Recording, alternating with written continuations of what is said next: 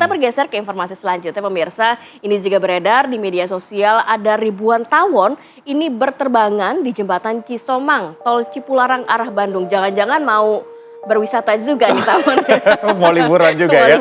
Jadi kita nih. lihat nih pemirsa, di tengah kepadatan kendaraan ada ribuan tawon yang terbang menuju ke jalan raya, membuat para pengendara yang lewat nih kaget dan juga merasa sedikit khawatir. Jadi mereka harus memelankan kendaraannya begitu ya.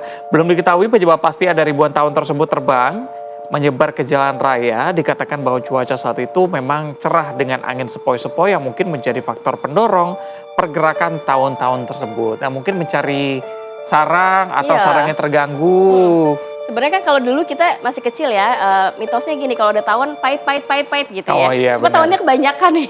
Takut juga ya. Mungkin kalau yang dicari ibu-ibu juga ada di sana. Minyaknya, minyak Oh, tawon. minyak tawon, iya.